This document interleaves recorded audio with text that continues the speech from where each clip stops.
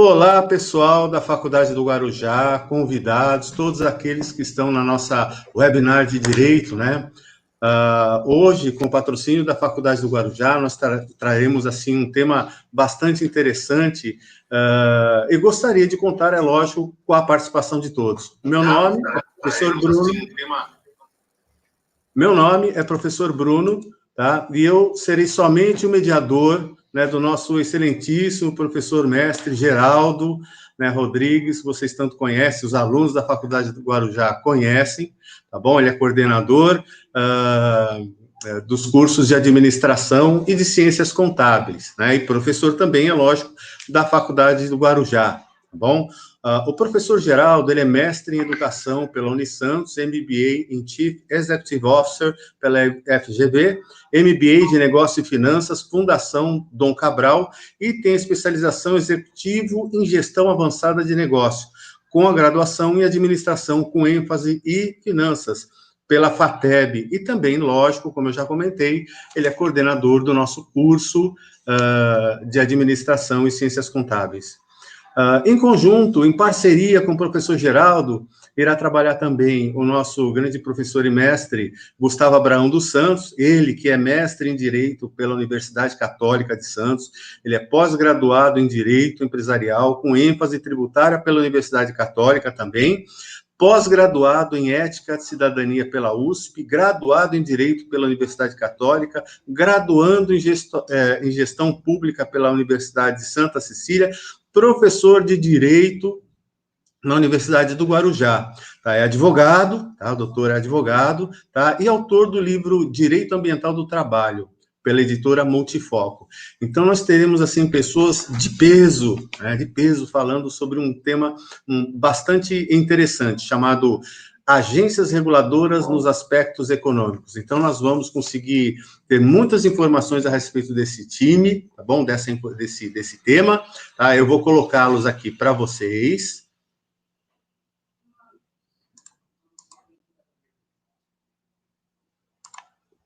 Estão aí presentes agora o nosso grande mestre professor Geraldo, grande mestre professor Gustavo.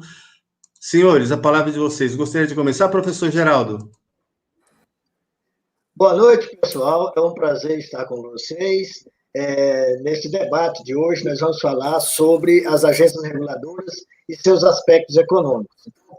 Já ouvimos falar em ANEEL, Anatel, essas ANES da vida, e não sabemos qual é a função dela, para que é que ela serve, nem como é que elas foram instituídas. Então, eu e o professor Gustavo Abrão, hoje vamos dar uma síntese do que são, quais são suas funções, por que surgiram, qual é a legislação que as regulam, e tirar as dúvidas de vocês sobre essas ANES, essas agências reguladoras, que estão aí para regular o serviço público prestado por empresas privadas e que tanto nos dá dor de cabeça. Será um prazer estar com vocês.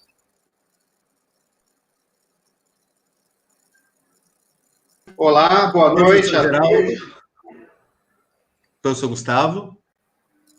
Olá, boa noite para todos que nos acompanham nessa noite, dando início ao primeiro webinário da Faculdade do Guarujá.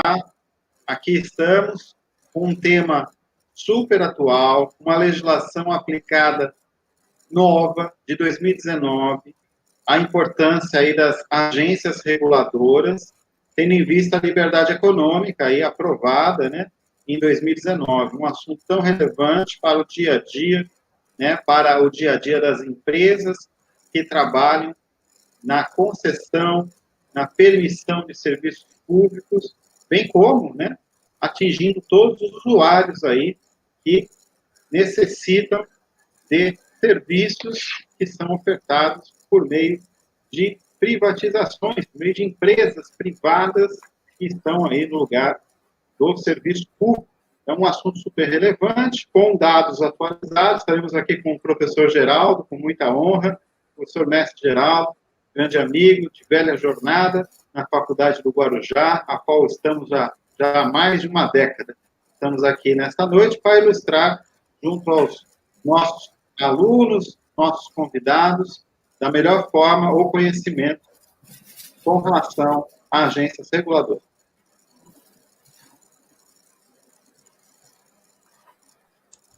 Professor Geraldo, gostaria de começar a sua exposição? Assim, então vamos começar explicando o que são agências reguladoras, né? Deixa eu ver se eu consigo colocar uma tela aí. Eu não sei se eu consigo. Se eu conseguir, muito bem.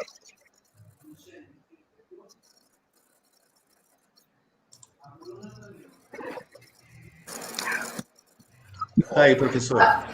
Beleza. Agências reguladoras. Uma definição bem simples. São pessoas jurídicas de direito público interno, normalmente constituídas sob a forma de autarquias especiais.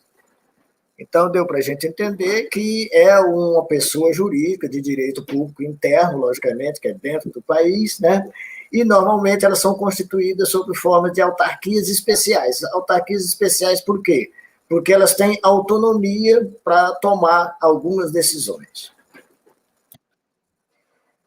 A atividade dela: regular e fiscalizar as atividades de alguns setores da economia cujos serviços de natureza pública sejam prestados por empresas privadas.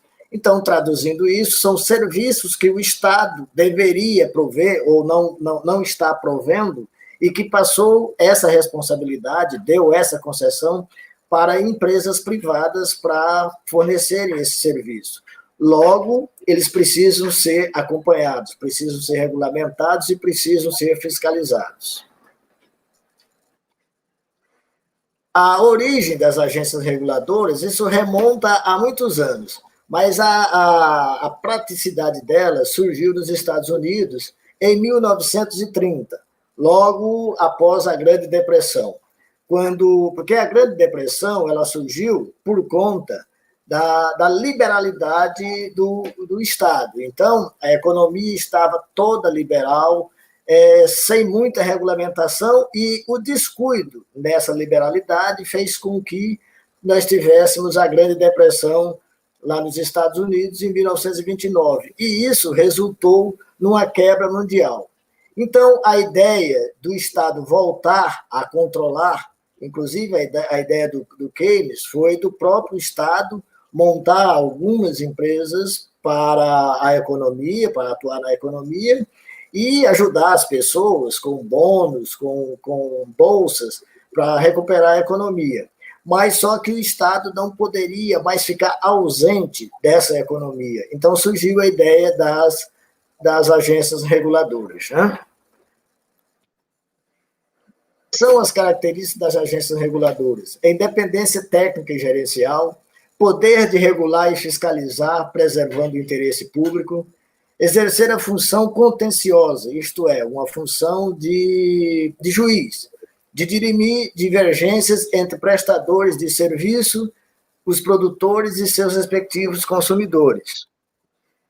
A preservação da competitividade no mercado, defendendo a livre concorrência que proporciona menor risco e menor custo para o cidadão, impedir o abuso do poder econômico que coloca em risco a saúde pública, o meio ambiente e o acesso universal dos cidadãos aos serviços públicos. Poder jurisdicional para a solução de litígios que envolvam prestadores e usuários dos serviços públicos. As sanções possíveis: um termo de ajustamento de conduta, multas, suspensão da prestação de serviço e até cassação da delegação, cassação da concessão, né? Hoje nós temos em funcionamento no Brasil, porque as agências reguladoras elas podem ser no âmbito federal, no âmbito estadual e no âmbito municipal. No âmbito federal que nós temos a Agência Nacional de Telecomunicações, a Anatel, a ANEEL, Agência Nacional de Energia Elétrica, a ANCINE, Agência Nacional de Cinema, a ANAC, Agência Nacional de Aviação Civil, a ANTAC, Agência Nacional de Transportes Aquaviários, a ANTT, Agência Nacional de Transporte Terrestre, a ANP, Agência Nacional do Petróleo, a Anvisa, Agência Nacional de Vigilância Sanitária, a ANS, Agência Nacional de Saúde Suplementar, a ANA, a Agência Nacional das Águas, e a ANM, Agência Nacional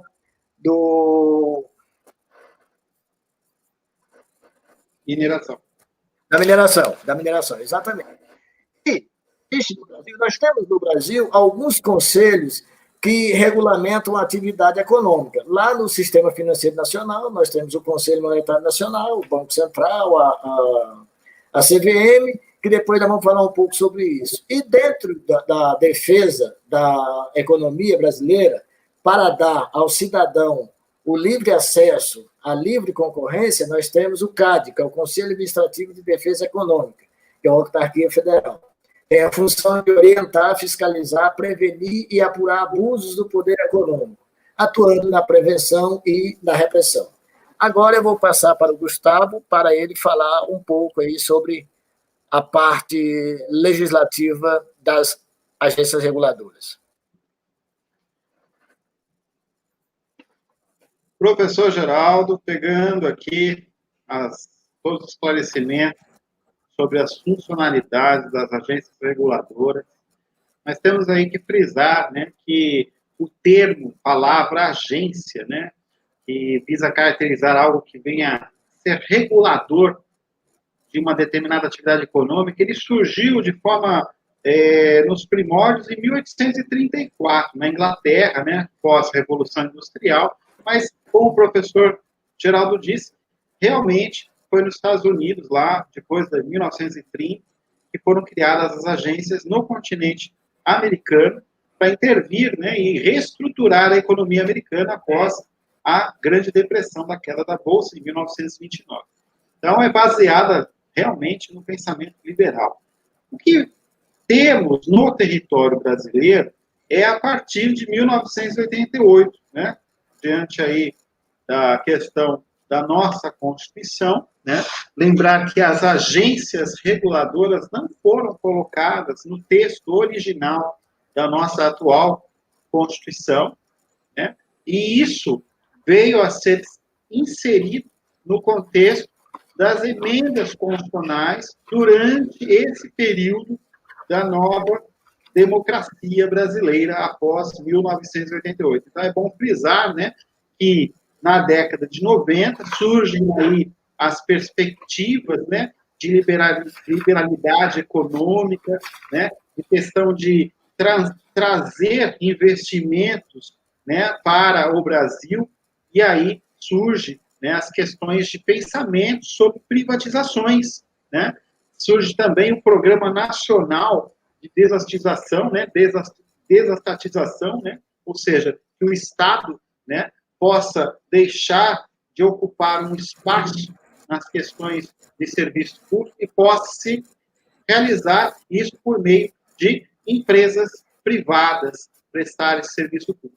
E aí começam as reformas constitucionais, né? Começam as reformas constitucionais visando, né, justamente a criação de agências reguladoras.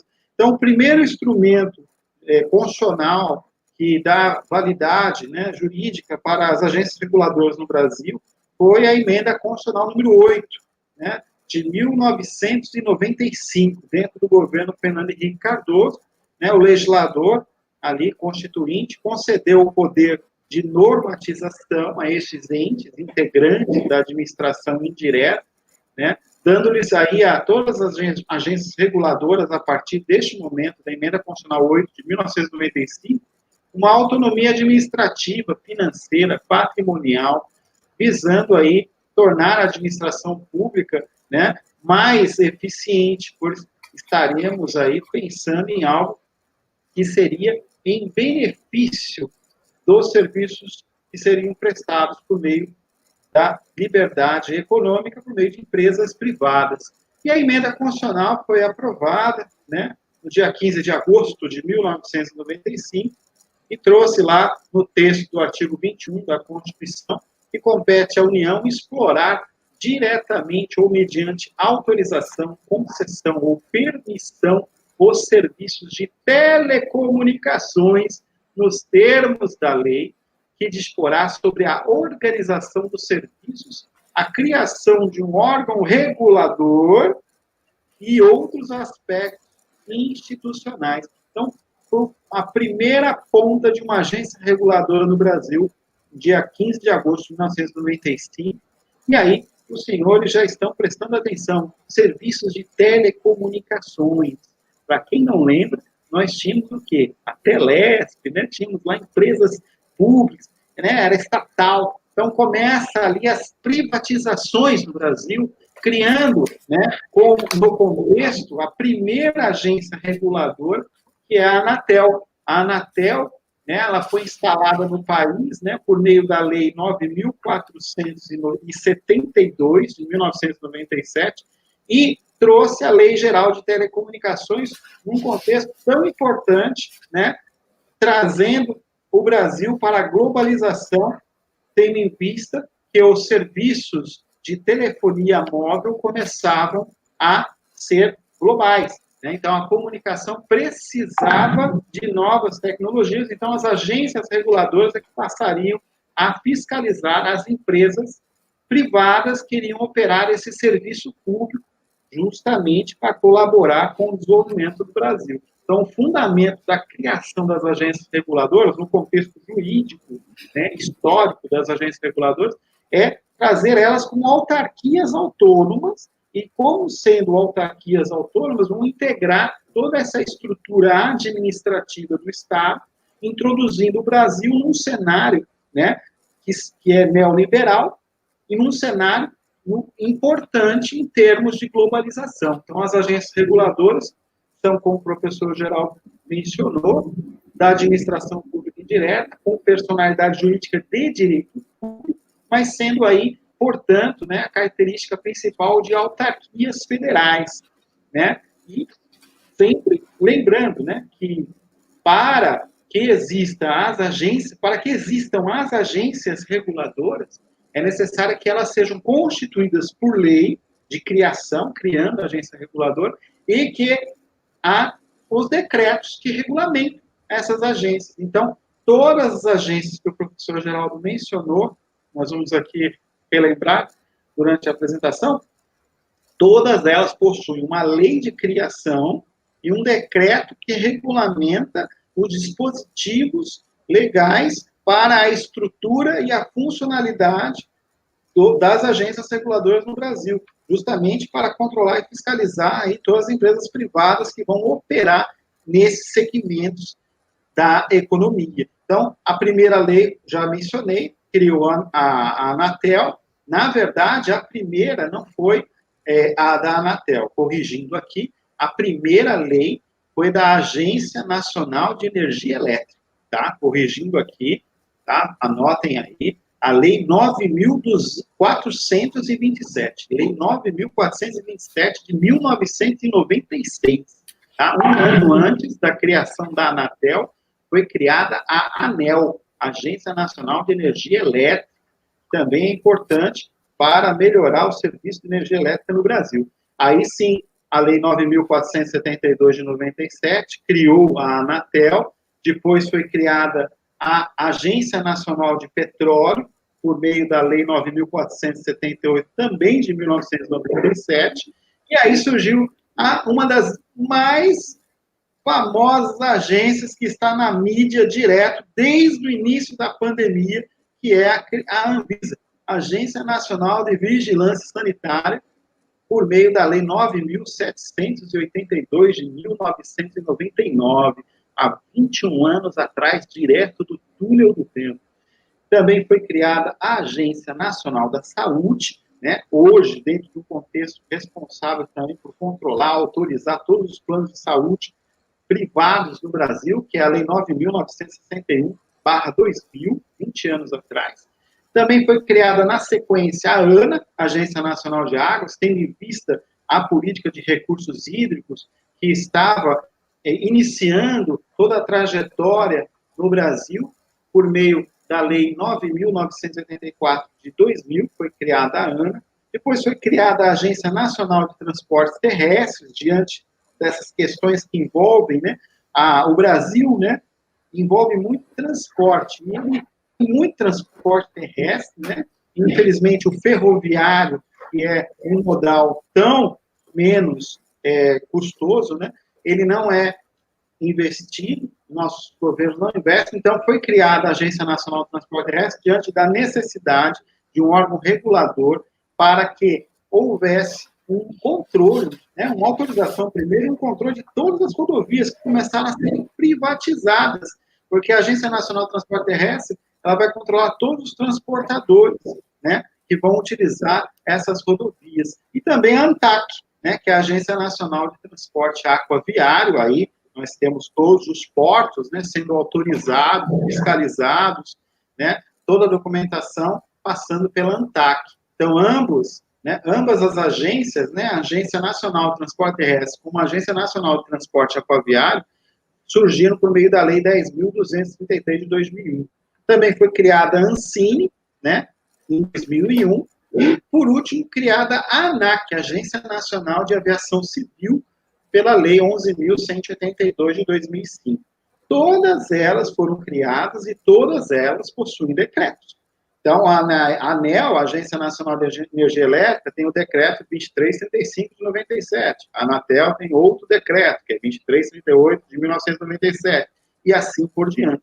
Todas elas possuem um decreto onde se especifica a estrutura, toda a questão de processos administrativos e todas as questões que envolvem os direitos dos usuários, né? É bom frisar isso. Lembrando que nessa evolução que comentamos aqui, é importante frisar que nós estamos diante de uma liberdade econômica que surgiu por meio da Declaração de Direitos de Liberdade Econômica através da Lei 13.879 de 2019. Então, é importante frisar, né, professor Geraldo, que a questão da liberdade econômica traz a oportunidade, né, por meio de regulamento, que é o Decreto 10.178 de 2009, que a administração pública passa a ser menos descentralizada, permitindo aí uma renovação quanto à gestão, à organização e ao processo decisório de controle social das agências reguladoras por meio da lei atual 13.848 de 2019, que é a lei que regula as agências reguladoras após a liberdade econômica em 2019. Qual o efeito disso? É justamente trazer mais eficiência, coisa que muitas vezes, né, o usuário acaba não conquistando. Não é isso, professor Geraldo? Exatamente isso. Nós podemos entender que essa liberdade econômica que tanto se sonha, que tanto se espera, ela, às vezes, tem um viés de superioridade por um dos lados. Então, as empresas concessionárias, normalmente pelo tamanho, pelo poder econômico, às vezes ela não presta o serviço da forma que deveria prestar, como foi contratado, e existe a regulamentação para isso, e existe as agências reguladoras para fazer essa intervenção, para fazer com que o consumidor tenha, de fato, o seu direito de cidadão. Neste sentido, né, nós temos aí, então, um avanço para a sociedade, porque quando se fala em organizar a regulação de produtos e serviços no Brasil, essa questão vai muito além de estabelecer atos normativos federais, estaduais e municipais no controle, né, dessas empresas que vão prestar serviço. E ainda temos que frisar, né, dentro daqui do contexto da nossa apresentação, que essa Lei 13.848 de 2019, ela nos traz uma realidade, né, de permitir autarquias especiais. Se nós formos nos atentar ao artigo 2º dessa lei, no parágrafo único da Lei 13.848 de 2019, ela define que as agências reguladoras, elas são autarquias especiais, caracterizadas, né, justamente para tudo que comentamos até o momento. E aí surge, né, neste ano, a ANPD, Autoridade Nacional de Proteção de Dados, a ANPD, uma autarquia especial federal, ao qual amanhã teremos mais uma live, que é sobre direito digital, e ela será ressaltada, a Autoridade Nacional de Proteção de Dados. Essa Autoridade Nacional de Proteção de Dados, amanhã, né, é importante frisar, ela é que vai ter o poder de estabelecer processos administrativos de autorização e estabelecer sanções administrativas para as empresas que não cumprirem com a tão famosa LGPD, Lei Geral de Proteção de Dados, que é a lei de 2018, que entrou em vigência agora em agosto.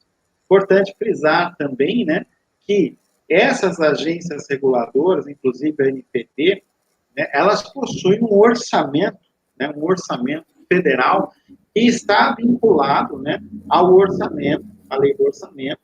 E é importante também frisar que a administração dos recursos são independentes, mas os fundos são vinculados ao orçamento federal. Isso é importante frisar, está no artigo 3º, inclusive, parágrafo 1º desta lei 13.848 de 2019. Também é importante frisar que todas as agências reguladoras, elas estão nas competências de solicitar a quem? Solicitar ao Ministério da Economia a autorização da realização de concursos públicos nas agências reguladoras, provimento de cargos e demais questões que envolvem quadro de pessoal próprio, inclusive celebrar contratos administrativos e prorrogar os contratos. Então, ela fica diretamente, né, vinculada ao Ministério da Economia para pleitear estas situações legais no Brasil. Bem, agora chegamos no principal, né? O principal sempre vem depois de uma introdução, e a introdução aqui foi um pouco longa, né? Mas agradeço a todos que estão nos acompanhando, né? Chegamos agora no momento principal, que é quando nós temos a análise dessa lei 13.848, que já possui regulamento, tá? Já existe um regulamento com relação à nova disposição de agências reguladoras no Brasil. E é importante frisar que toda a agência reguladora, ela existe por quê? Porque, obviamente, ela vai controlar um setor da economia. E o que ela vai fazer ao controlar? Ela vai emitir muitas atos normativos, deliberações. Então, o grande problema nas agências reguladoras, que até antes de 2019, né, existiu, e que daqui para frente existe uma perspectiva de diminuir esse problema, é que muitos desses atos normativos na regulação de serviços e produtos no Brasil, eles se tornavam obsoletos, ou seja, sem uma validade jurídica. E isso faz com que o orçamento federal, como eu mencionei, fosse, obviamente, quantias em grande demasia para fazer as normas. Vocês sabem que existe dinheiro para fazer atos normativos, deliberações, e essas normas se tornando obsoletas, nós estamos falando aí de um prejuízo ao erário, né, um prejuízo à economia, porque se gasta com norma que se torna obsoleta. Então, o sentido dessa nova lei para agências reguladoras é justamente estabelecer um equilíbrio nas contas públicas, né, do orçamento. Né? Isso se torna uma realidade por meio dessa legislação. Só para trazer alguns dados ao senhor. Assim, o Brasil, ele criou 5.800.000 normas de regulação desde a Constituição, desde a Emenda Constitucional de 1995. Então, 5.800.000 atos normativos, resoluções nas agências reguladoras, por todo esse período aí.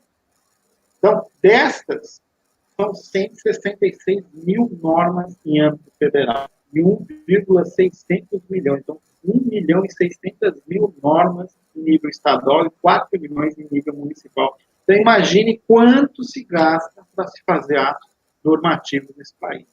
Né? Como cidadão, né?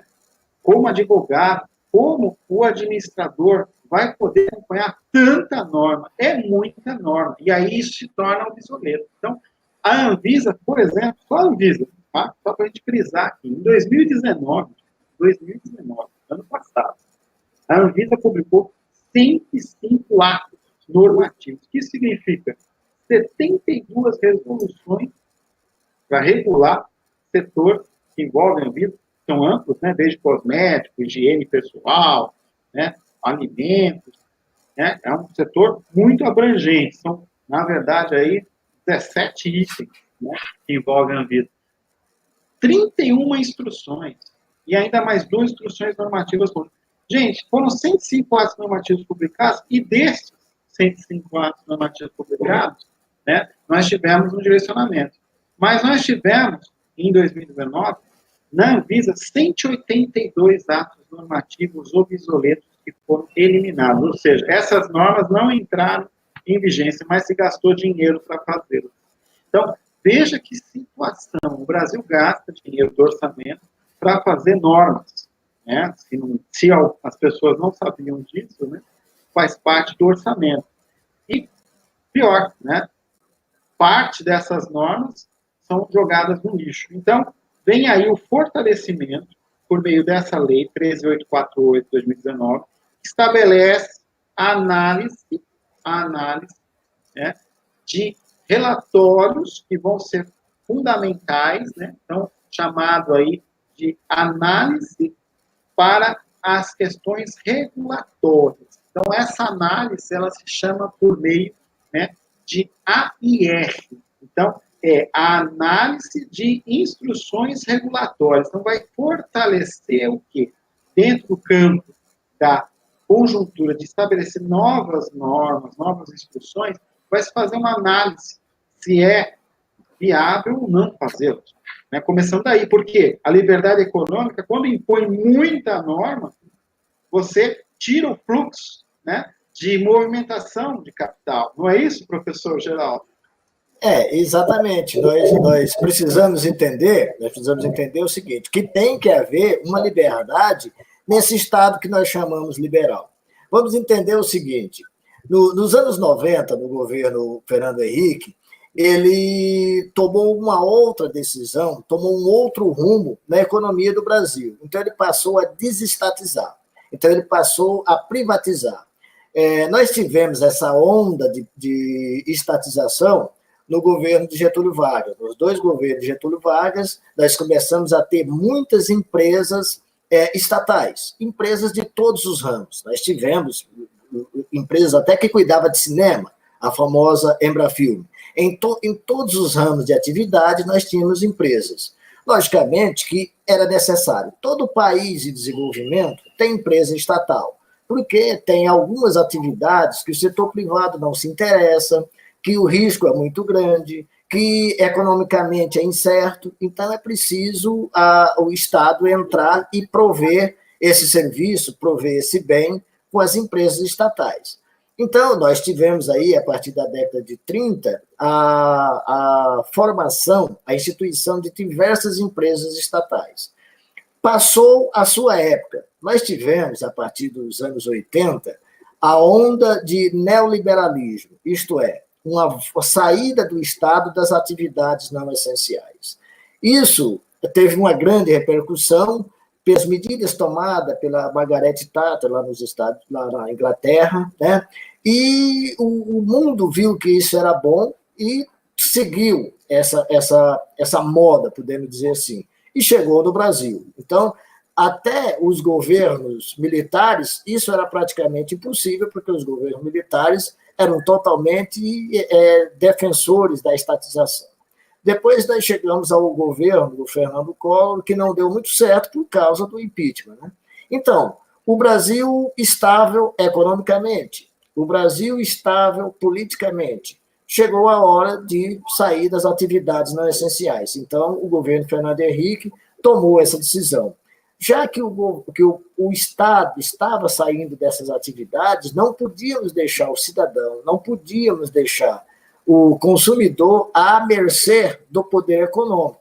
Né? Nós tivemos aí diversas nossas empresas vendidas para empresas estrangeiras. Né? Então, nós temos que entender o interesse que essas empresas tinham em ganhar dinheiro.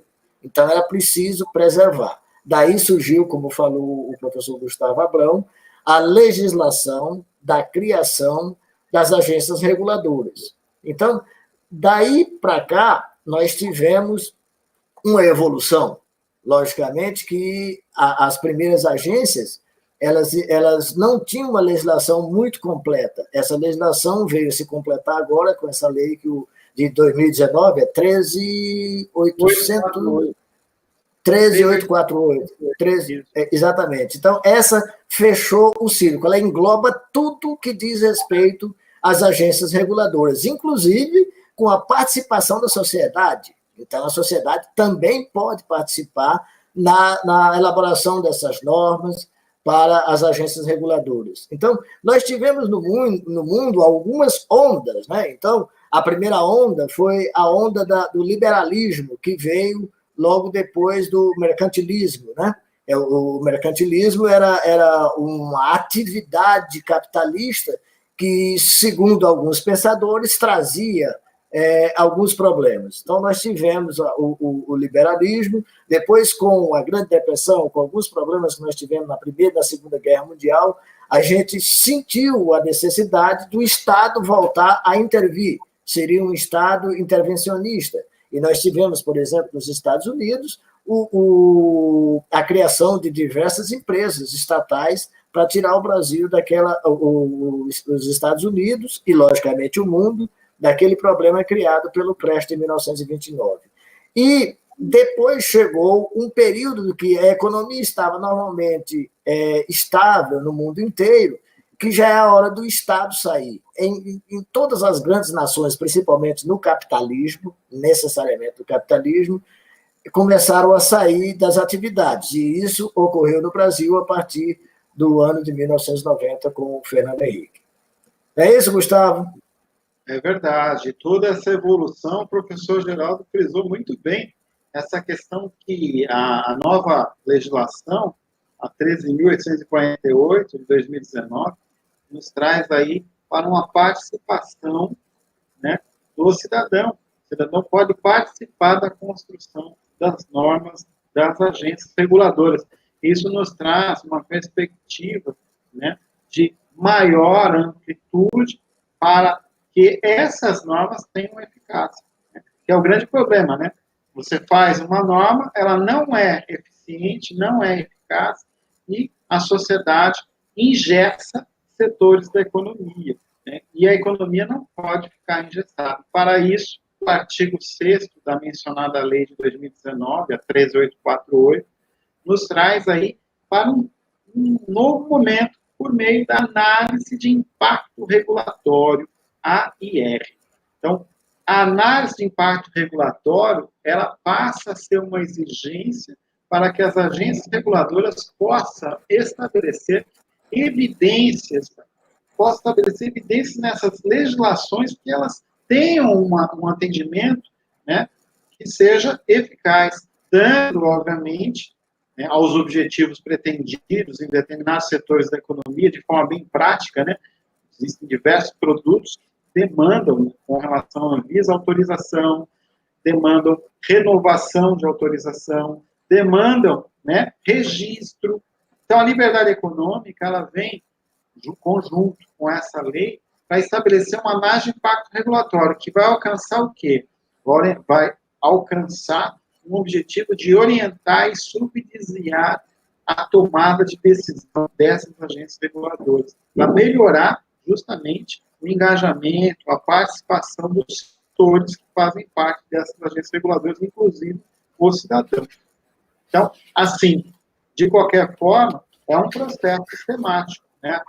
O análise de impacto regulatório é um processo sistemático em evidências que vão estabelecer aí requisitos fundamentais para conferir a esses atos normativos que eles têm efetivamente legitimidade e possam enfrentar os problemas, né, de forma que, regulamentado, né, pelo decreto 10.411 de 2020, de 30 de junho de 2020, o decreto 10.411, regulamentando a análise do impacto regulatório no Brasil, faz com que nasça, né, vai nascer aí o PDCA. Professor, agora teremos o PDCA. Para quem é do direito, não sabe o que é PDCA, mas vamos explicar aqui. Temos o ciclo PDCA nas agências reguladoras. para que essas normas, esses atos normativos, efetivamente possam ter uma melhor qualidade legislativa.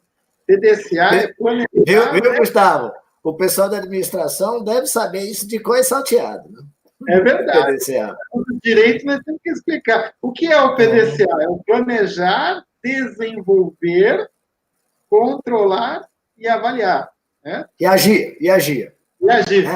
E agir. Você avalia e age. Então, você tem o PDCA nas normas que envolvem as agências reguladoras. Então, isso faz com que o PDCA, o professor é mestre em administração, ele serve para medir a qualidade do serviço. Então, implantando o PDCA, né, o plano do cheque, né, IET, né, que é o agir, nós todos teremos aí uma melhoria de qualidade no serviço público. É isso que se tem como perspectiva, né, dentro da ótica aí das agências reguladoras a partir deste ano, de 30 de junho de 2020.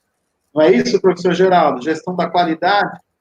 Exatamente. É o planejar, executar, controlar e agir. E isso, como nós fizemos assim, é um ciclo, né? Ele é dinâmico. Então, quando você toma a ação, quando você controla e age, se não estiver surtindo efeito, você volta lá para planejar. Isso é um círculo contínuo, né? Então, isso é muito dinâmico e digamos assim, eficaz em todas as áreas. Que você tem que planejar, executar, controlar e agir. Agir ou para melhorar ou para corrigir. É interessante essa questão dentro das questões jurídicas, né? Porque, assim, o estudante de direito, ele, muitas vezes, ele vai aplicar a norma feita, né? A norma está lá, feita, mas, veja, essa lei, ela passa por um momento que ela vai ser planejada, para ser executada, para poder efetivamente melhorar e agir em prol da sociedade. Então, o ciclo PDCA, ele também é aplicado em todas as normas e é isso que as agências reguladoras passaram a ter como realidade, né? Já que é a área mais próxima da administração. Não é isso, professor Geraldo? Exatamente. Então, nós depositamos muita confiança, muita fé nessas agências reguladoras. Nós temos visto alguns progressos, né? Então, coisas que outrora as empresas concessionárias, empresas prestadoras de serviço público, as empresas de direito privado, prestadoras de serviço público, tinham uma supremacia muito grande sobre o consumidor. Hoje em dia já não é mais assim. Eu posso até dar um depoimento. Eu sou assinante de uma empresa de provedora de televisão, de internet, desse tipo de coisa. E o pessoal não estava me provendo, não estava me fornecendo o serviço que eu contratei, mais especificamente a velocidade de internet do nosso contrato. E eu reclamei da empresa por diversas vezes, não obtive resposta, reclamei na ouvidoria, não obtive resposta, aí eu fui na Anatel, né? Fui na Anatel desiludido, não esperava que surtisse algum efeito. E, para minha surpresa, a Anatel me ligou, exigiu que a empresa me ligasse, a empresa me ligou, mandou o técnico aqui, resolveu o problema, me deu um desconto na conta daquele mês, alterou o vencimento da fatura e devolveu para a Anatel. E a Anatel me mandou essa resposta. Do jeitinho que a empresa tinha resolvido comigo, a Anatel me retornou com a resposta da empresa. Então, funciona, viu? Então, nós temos aí essa questão tão importante que vem a ser a funcionalidade das normas que venham a ser estabelecidas para os diversos setores econômicos, né? E assim, como nós estamos falando de questões que estão na mídia, né, nós vamos trazer aqui uma análise, né, de impacto regulatório dentro da Anvisa. Uma aprendizagem baseada em problemas aqui no nosso webinário, né? Uma metodologia ativa que estamos trazendo aqui no webinário. Então, dentro da concepção de mercado, né, nós temos aí como um grande setor de mercado a questão de embelezamento, né? Embelezamento é uma área que possui uma grande quantidade de vendas, né, os produtos cosméticos de embelezamento, pois fazem parte, né, do setor de bem-estar, né? Muitas pessoas confundem isso com bem-estar, se cosmético é bem-estar ou é saúde. É bem-estar. Você procurar um procedimento estético, um procedimento de podologia, né, você está pensando no bem-estar. Claro que existe toda uma consequência para a sua saúde em termos que envolve a podologia, a massoterapia, né? Mas quando se fala em estética, né, se fala em questões de bem-estar, né, de melhorar o embelezamento. E é um setor muito importante para a economia brasileira, né? Se todos aqui que estão acompanhando não sabem, né, o Brasil é o segundo maior, né, o segundo maior mercado econômico de cosméticos do mundo, né, só perdendo para o mercado americano, né? Então, os produtos cosméticos, né, todos os serviços, todos os produtos de embelezamento, eles necessitam de uma autorização. E essa autorização vem de quem? Da Anvisa. Então, digamos, né, que você é um técnico químico, você desenvolve, né, dentro do seu registro, né, do Conselho Regional de Química, CRQ, um produto cosmético. Aí você quer colocar ele no mercado. Para você colocar ele no mercado, você precisa do quê? De uma autorização. De quem? Da Anvisa. Então, a Anvisa, ela dispõe, né, de resoluções, né, diretivas conjugadas, né, que constituem, né, o mercado e vão liberar, obviamente, por meio de requisitos técnicos a serem cumpridos, e aí nós estamos voltando à questão do controle, né, do agir, sobre os produtos de higiene pessoal, cosméticos, perfumes. Né? Não é isso, professor Geraldo? Os cosméticos, eles estão muito, mas muito vendidos no Brasil, não é isso? Muito vendidos. Nós temos grandes indústrias brasileiras e temos pequenas indústrias brasileiras, e essas grandes, por incrível que pareça, vamos falar em duas grandes, né? Nós temos aí a Natura e o Boticário. Também começaram pequenininha e, pelo afã de consumo do brasileiro, elas cresceram, que hoje são gigantes. E temos algumas pequenas, né, algumas regionais, mas que estão faturando bastante, porque é preciso a gente entender o seguinte: o Brasil é um país enorme em termos de população, é um país que a população cresce todo ano cerca de 1%. Então, vamos entender o seguinte, que é um país que está muito apto a consumir. Por isso mesmo é que nós temos aqui indústrias de todos os ramos do mundo instalados aqui no Brasil, principalmente automobilística. É porque, se der ao brasileiro condição de comprar, ele compra, porque ele tem um desejo contido de consumo. Então, antigamente a gente comprava muita coisa dessa área do exterior. Importava-se bastante produto de beleza, importava-se bastante perfumes. Hoje nós já temos uma indústria que compete com qualquer indústria mundial. Então nós temos uma qualidade excelente e essas indústrias cresceram, destes ramos cresceram bastante no Brasil, como outras também. Se nós olharmos o crescimento de diversos ramos no Brasil, nós vamos ver que a gente tendo liberdade econômica, tendo renda perene, que era a grande preocupação dos dirigentes brasileiros, era ter empreendedorismo, era ter empresas economicamente estáveis para gerar emprego e renda. Esse pessoal empregado consome. E por isso mesmo é que nós temos aí essa expectativa de crescimento em todas as áreas, e principalmente nessa área de cosméticos, como falou o professor Gustavo Abrão. E, professor Geraldo, veja só, eu gostaria até de compartilhar aqui com os meus amigos que estão nos assistindo, nossos alunos, eu gostaria de compartilhar aqui essa parte aqui que envolve, né, o nosso PBL, que é a nossa aprendizagem baseada em problemas, né, que é algo que nos traz para a realidade que envolve as normas das agências reguladoras. Né?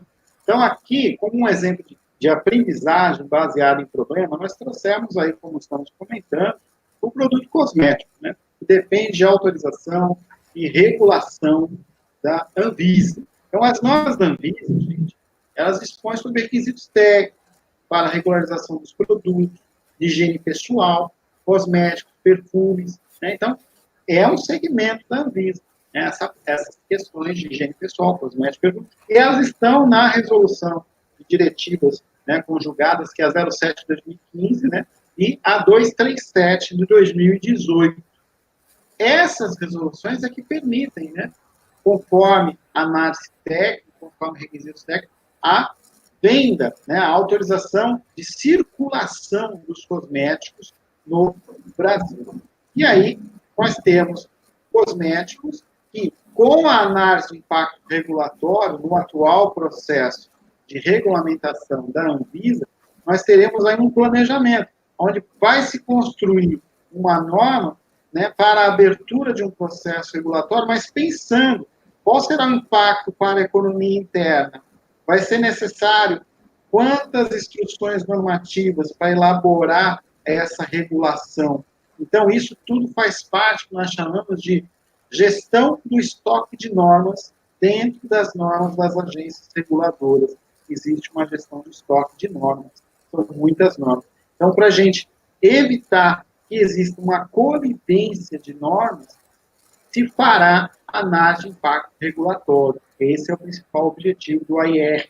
Né? Então, por exemplo, fazendo aqui, né, a nossa aprendizagem com base em problemas, nós temos aqui a instrução normativa da Anvisa, 69, tá? Que é agora recente, de 1 de setembro de 2020, que ela dispõe sobre a inclusão de declaração sobre nova forma de rotulagem de produtos de higiene pessoal, incluindo descartáveis, cosméticos e perfumes, quando da alteração de sua composição. Então, essa instrução normativa nos direciona para a questão da rotulagem desses produtos que nós estamos comentando neste momento. Então, a rotulagem, ela vai seguir toda essa instrução que está aí na tela, né, aparece aí para vocês, né, que é todo um ato normativo, e é interessante frisar o artigo 4º, que os produtos de higiene pessoal, incluindo os descartáveis, para eles sofrerem, se eles sofrerem modificação de fórmula, ou apresentar uma das frases, né, elas devem estar contidas na rotulagem, como nova fórmula, nova composição, para que o consumidor final ele tenha aí todas as informações no rótulo. Inclusive questões mais específicas, como os senhores podem acompanhar nessa instrução normativa, dentro da nossa aprendizagem baseada em problemas, aqui, que essa questão envolve até embalagens secundárias, né, dos cosméticos, como caixa alta, negrito, cor de fundo, tudo isso dentro da rotulagem desses produtos cosméticos que foram regularizados, né, permitidos pela Agência Nacional de Vigilância Sanitária, Anvisa. É uma norma nova que vai entrar em vigor, em virtude justamente do impacto, né, no mercado, somente em 1º de setembro de 2021. Ainda não está vigente. Tá? O descumprimento dessa norma só terá sanção civil penal a partir de 1º de setembro de 2021, segundo a resolução aqui, o ato normativo corrigido.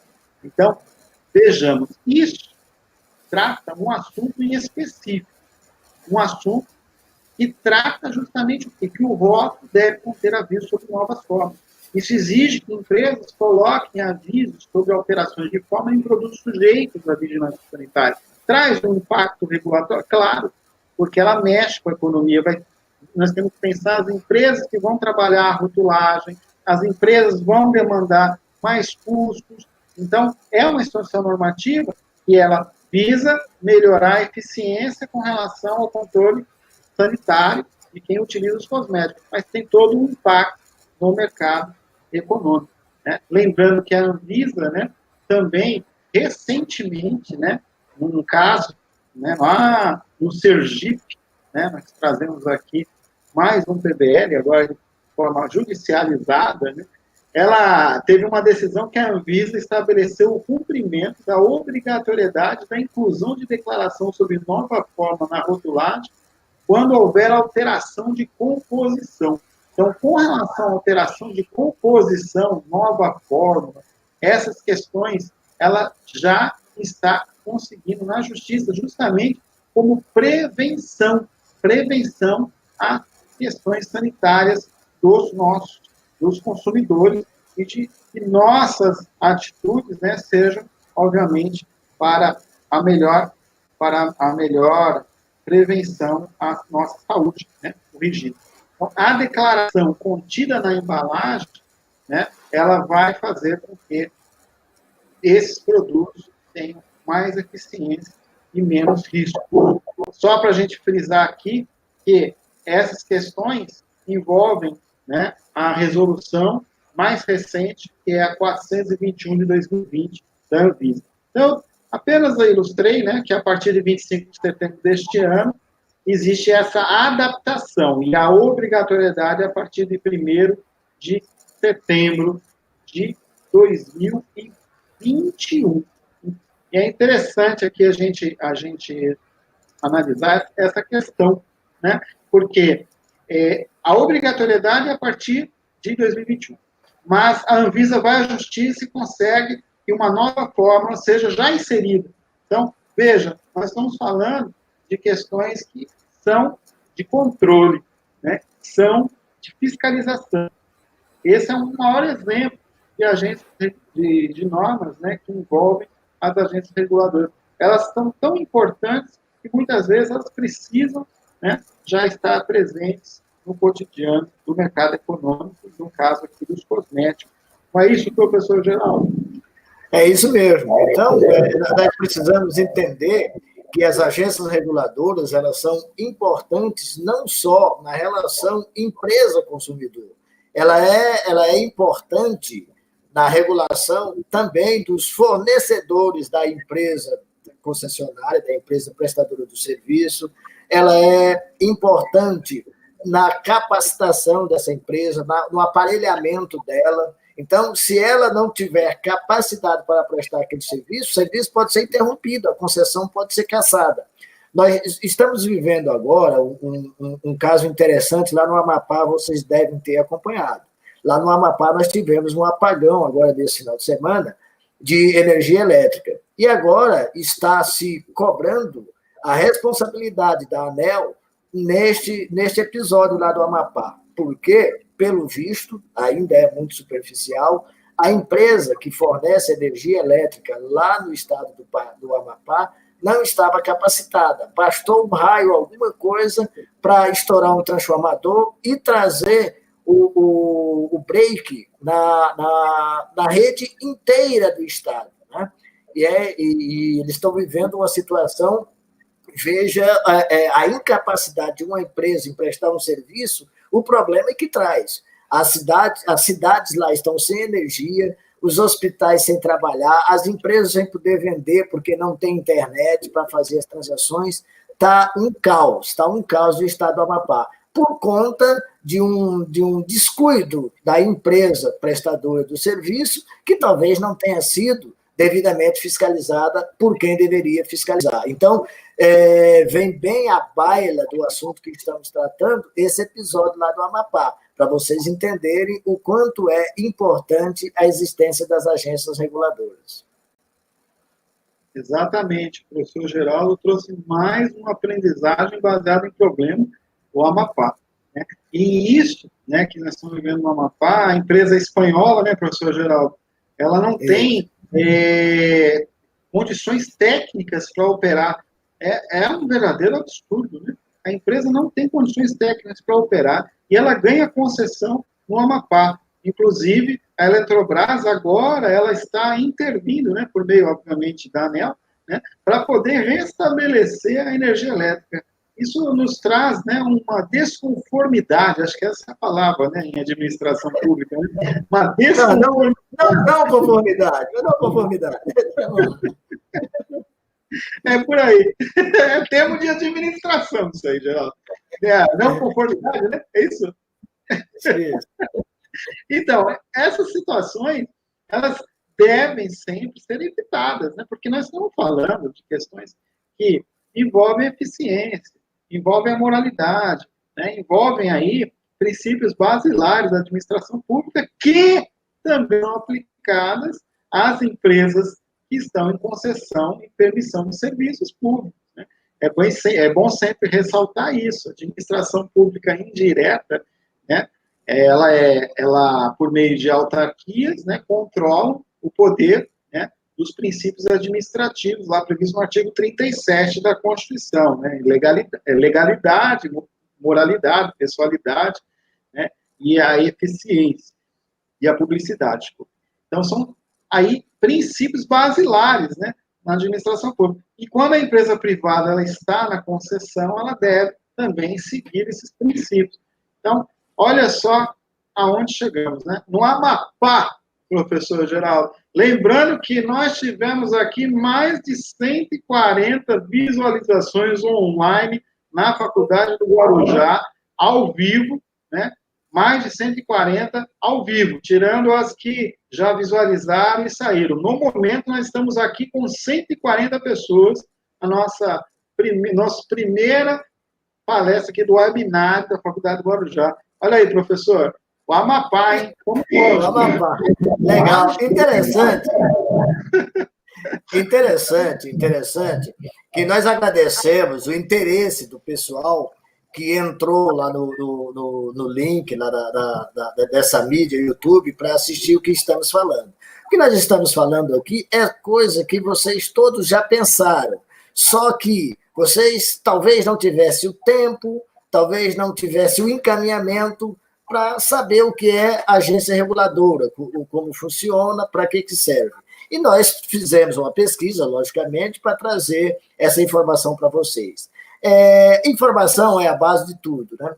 Se eu e o professor Gustavo, nós conseguimos fazer diversos cursos, se nós conseguimos fazer pós-graduação, se nós estamos capacitados para ser professor, é porque nós fomos buscar conhecimento. Só que o nosso primeiro passo para adquirir esse conhecimento foi prestar um vestibular, entrar numa faculdade, fazer uma graduação e depois ir aumentando o nosso conhecimento através de cursos específicos, né?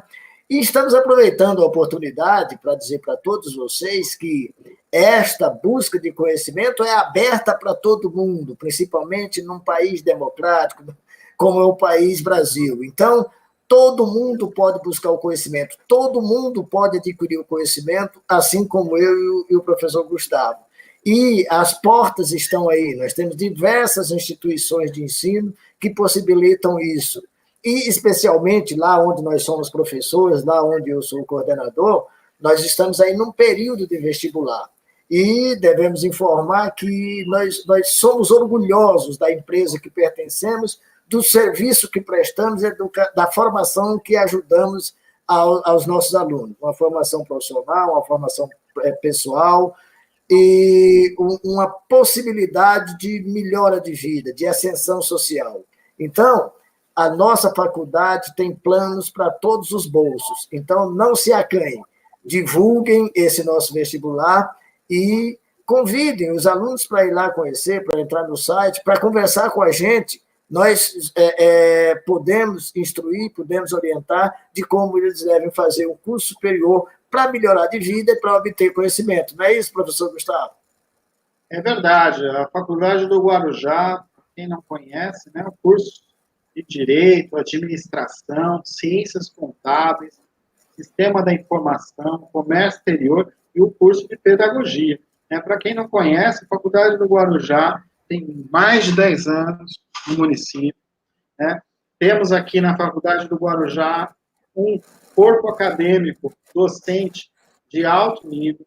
Os alunos que aqui estão na nossa palestra aqui do webinário, só confirmam por meio do chat, né, a questão do nosso corpo acadêmico. E é importante frisar, né, que a Faculdade do Guarujá, ela sempre se preocupa, né, em trazer a proximidade, né, justamente o que o professor Geraldo falou, aproximar, né, dar, né, uma atenção maior a quem for nossos alunos. né? Então, a nossa faculdade tem esse diferencial, né? Os professores, eles ficam mais próximos dos alunos. Aqui, a proximidade faz com que o ambiente acadêmico possa propiciar uma melhoria, não só no ensinamento, mas também na qualidade de vida do aluno. É isso que eu queria ressaltar e também frisar que aqui fazemos pesquisa. Eu estou, neste momento, como editor da revista Intraciência, ao qual ressalto aqui já de primeira mão, chegamos a 22 artigos recebidos, então a revista será publicada em breve, a edição número 20, comemorando aí 10 anos da revista Intraciência na Faculdade do Guarujá, com produções acadêmicas dos alunos, graduandos com os professores. Isso demonstra o que eu estou afirmando, a proximidade do aluno com o professor, na pesquisa, no dia a dia, na dúvida. Então, Faculdade do Guarujá, venha para cá, se você quer fazer uma escolha verdadeira de qualidade de ensino, tá? Porque, assim, é bom frisar, né? Todas nós, instituições, têm ensino, né? Aí você tem que primar pelo corpo, né, que está presente na faculdade. Então, pesquisa existe uma revista que está em vigor, 20 edições, é a única revista da Baixada Santista, eu vou falar isso porque é verdade, gente, é a única revista da faculdade, a Faculdade do Guarujá é a única revista de artigos científicos que possui 20 edições na Baixada Santista. Então, nós estamos falando de questões que envolvem a Faculdade do Guarujá. Então, venha conosco, o professor Geraldo falou uma verdade, a instituição a qual nós temos um carinho imenso está aqui de portas abertas para receber mais alunos por meio aí de prova agendada, né, de vestibular, online, e já está aí na rede social. É isso, professor Geraldo? Mandei o recado? É isso aí. E finalizando, eu quero agradecer a presença de todos, né? E quero dizer o seguinte, que economia é uma ciência social. Este ano foi um ano atípico que nós pudemos sentir na pele os efeitos econômicos, né? Nós pudemos verificar a dificuldade de renda das pessoas quando a economia não gira. Nós vimos as dificuldades do governo para manter a economia circulando. Nós vimos a dificuldade do governo e o dispêndio dele para poder não deixar o país entrar em colapso. Então, é preciso a gente entender que a economia é uma ciência do dia a dia, é uma ciência que nos ajuda a viver. E estou à disposição para todos vocês, no meu telefone, no meu e-mail, e lá na faculdade, para tirar todas as dúvidas de vocês. Eu me sinto feliz, eu me sinto satisfeito em falar de economia. Boa noite a todos e muito obrigado. Considerações finais, professor Gustavo? Sim, considerações finais, ressaltando, né, a importância da economia para o estudo, né, aplicado no direito. Então, muitas vezes, né, nós temos aí questões de estudar direito penal, processo, né, questões que envolvem o direito civil, o próprio direito tributário, e nada existe sem economia. Porque para tudo isso existir, existe um orçamento. Quanto aos processos judicializados, quanto mais processo é judicializado, mais vai demandar a máquina do Estado a ter um orçamento para fazer frente a essa demanda. Então, pensar que a economia ela está em movimento nas questões tributárias também, ao qual eu leciono nesta faculdade há 10 anos, né, vamos frisar isso, e que faz parte do contexto do direito penal, porque o direito penal demanda no sistema penitenciário brasileiro, por exemplo, né, uma grande parte de receita pública. E nós estamos assistindo o quê? Uma falta de direcionamento, sistema penitenciário superlotado, durante uma pandemia, né, onde não temos vagas para presidiários, e onde essa superlotação, que demanda aí quase 200% da capacidade dos presídios, envolve economia, envolve falta de investimento. Não é isso, professor Geraldo? Essas são as minhas considerações finais. Envolve de forma ampla o direito e a administração no Brasil. Beleza. Perfeitamente. Bom,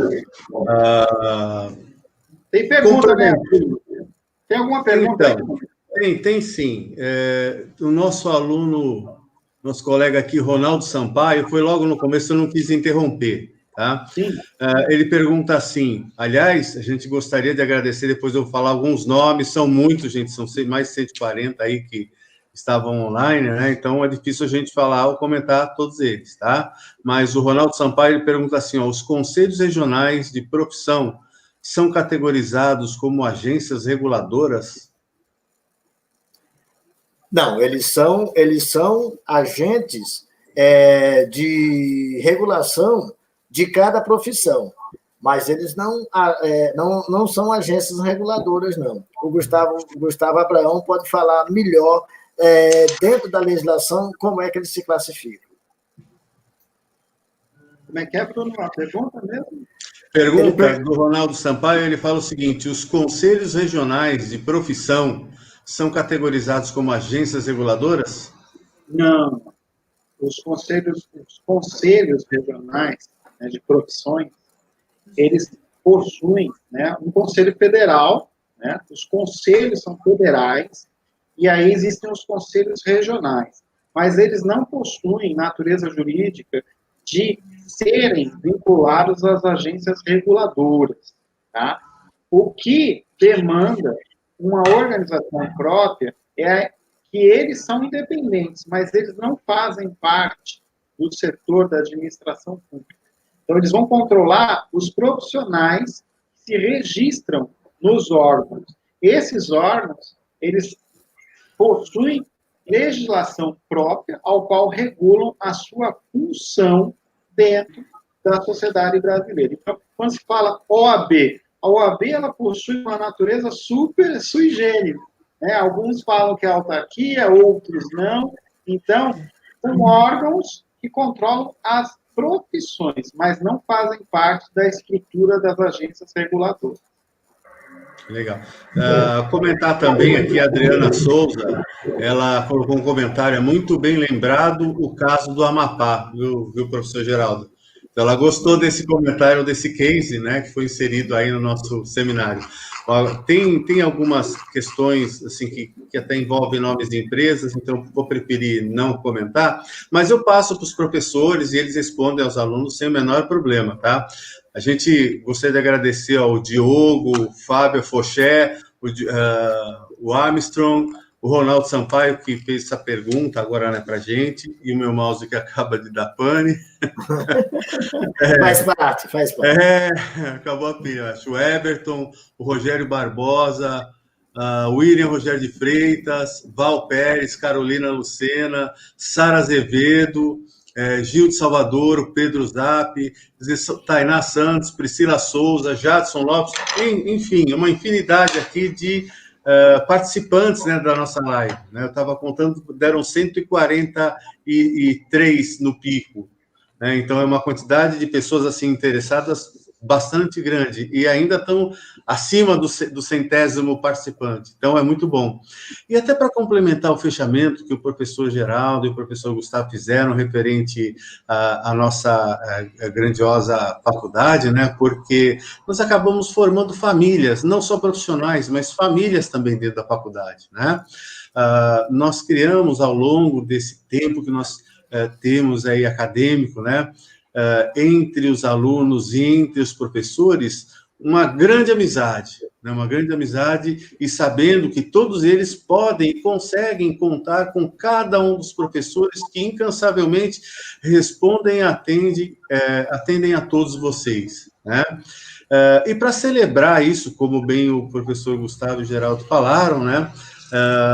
Tem uma novidade que vocês ainda não sabem, né? Um presente para os novos ingressantes, porque a gente não quer só novos ingressantes, é lógico que sim, porque faz parte do negócio, né?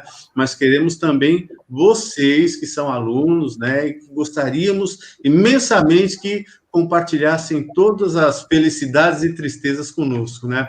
Professor, professores e alunos, podem falar por aí e podem visitar o nosso Face, vai lá, se inscreve no nosso canal do YouTube para ver essa e outras lives que nós estamos promovendo. Amanhã é uma live muito boa, interessante, tá? E tem mais, depois de amanhã, tem uma outra live com 3 profissionais, assim, de ponta, né, excelentes também, tá? Então, vale a pena vocês assistirem. Para quem se matricular na faculdade até o dia 18/12, independente do curso, todos ganharão 50% de desconto no valor da mensalidade. Quer dizer, se o curso custa 800, vai pagar 400. Se custa 300, vai pagar 150 e assim por diante. Tá bom? Mais os 10%, é lógico, de pontualidade. E outra, né? Quem se matricular agora, quem se inscrever agora e quiser, lógico, ingressar em nossa faculdade, a primeira mensalidade nem é o valor da mensalidade. É uma mensalidade simbólica, R$ 99, para esse primeiro semestre de 2020. Quer dizer, já entra... 2021. 2021, desculpa, exatamente, é o hábito, viu? Então, para esse primeiro semestre de 2021, né? Então, se o aluno, se o interessado quiser se matricular agora, em novembro, por exemplo, vai pagar R$ 99 para se matricular, que já é a primeira mensalidade, a mensalidade de janeiro, referente a janeiro. Quer dizer, a segunda só vem em fevereiro, e com 50% a menos 10% de pontualidade. Quer dizer, só não estuda quem não quer. E como os dois bem lembraram, né, esse esforço, né, ele sempre... a gente sempre colhe recompensas, né? Ele é recompensado. Eu sempre falo, né? Para todo esforço tem uma recompensa. Para todo esforço que a gente faça, existe inúmeros pontos positivos que a gente pode colher durante a nossa vida, né? E aquele que quiser ficar acanhado, né? Pode colher os seus frutos positivos também, mas com muito mais eficiência, com muito mais oportunidades, é aquele que tem o curso superior. E vocês todos que estão aqui nos assistindo têm esse privilégio, né? Estão no caminho certo. Eu sempre lembro o pessoal, puxa, a gente termina o ensino médio e fala, graças a Deus acabei. Não acabou não, tem a faculdade. Aí termina a faculdade, graças a Deus acabei. Acabou não. Tem pós-graduação, tem MBA, aí acabou a pós, acabei. Não acabou não, ainda tem mestrado, né? Aí faz o mestrado, acabei. Não acabou não, ainda tem doutorado, aí faz, acabei. Não, quando você chegar nessa fase, você não quer mais parar. Aí existem diversos cursos especializados para vocês se aperfeiçoarem na profissão que escolheram, tá bom? Então, gente, a todos vocês, alguém que quiser comentar alguma coisa, professores, fiquem à vontade, tá? Eu vou colocar aqui, ó, o linkzinho do vestibular, tá? O vestibular 2020, eu escrevi errado de novo, né? Eu vou consertar. 2000, é a força da expressão, 2021, primeiro semestre, tá? Vocês vão entrar lá no uniespvestibular.com.br, só se cadastrar. Faz o vestibular presencial ou faz o vestibular online, tá? Pelo próprio computador. Se alguém precisar, tiver alguma dúvida, algum suporte que vocês necessitem, use os serviços da nossa secretaria, usem os serviços do nosso departamento de projetos, que eu sou responsável, ou setor comercial. O que vocês precisarem é só ligar para a gente, só entrar em contato e pedir. Tá ok, gente? Professores, algo mais a comentar? Não, só meu muito obrigado. Apenas ressaltar que amanhã continuam os webinários, né? Segunda noite, o direito digital e a governança na internet. Teremos aí a professora Manuela, né? Doutora Manuela, aqui com a gente, né? Mais uma noite de conhecimento. Vai ser sensacional. Eu vou tentar dar um jeito lá onde eu estou para poder assistir essa live, esse seminário também, esse curso também. Gente, então a todos um bom final de expediente, tá bom? Foi um prazer, assim, muito grande ter vocês aqui conosco, tá certo? E não faltem amanhã no segundo dia do nosso webinário, tá ok? Gente, um grande beijo para vocês e tchau! Até amanhã. Obrigado, professor Gustavo, obrigado, professor Geraldo, por trazer os seus conhecimentos para a gente, ok? Até mais, gente. Fechando. Tchau.